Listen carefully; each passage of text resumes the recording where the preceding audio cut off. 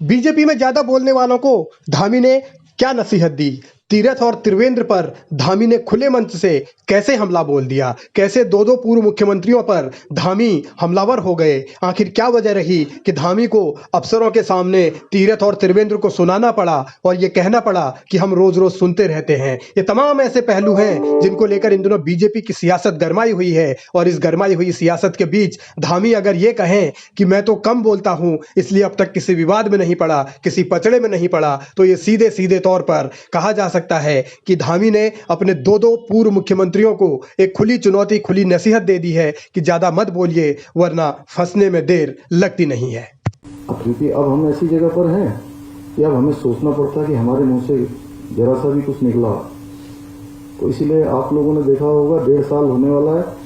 आप सबके शुभकामनाओं से, भगवान की कृपा से कभी कोई कंट्रोवर्सी वाला बयान नहीं आया मेरा।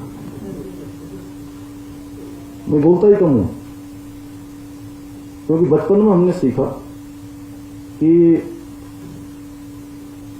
बलछी लगाते थे, बलछी। किसी ने मच्छी मारी कभी?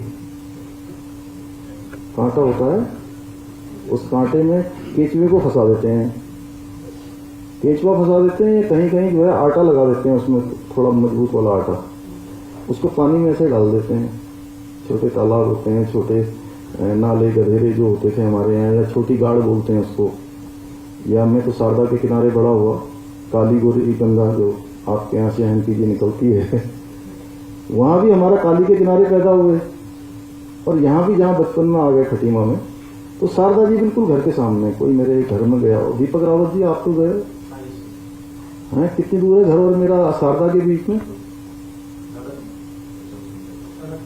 50 मीटर हाथ चले जी तो गए।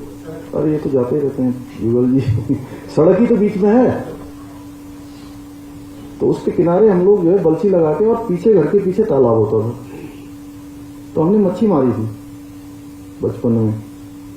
तो ऐसे बलछी डाल दीजिए। नीलम जी आपको अच्छा लग रहा है मैं बोल रहा हूं जो? तो बलछी डाल दीजिए, तो बलछी में फंसेगी वही मच्छी जो मुंह खोलेगी।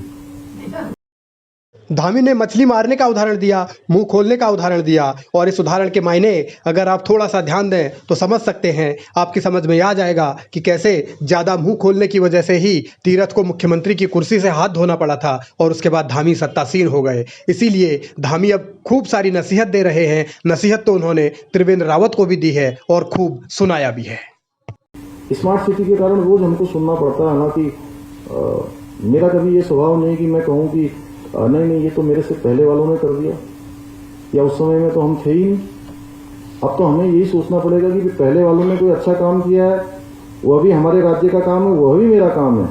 जो उन्होंने छोड़ दिया उसको आगे करना ये भी मेरी जिम्मेदारी है। दोनों ही चीजें हमको करनी है, यानी कि विरासत में जो मिला है उस विरासत को आगे बढ़ाना है।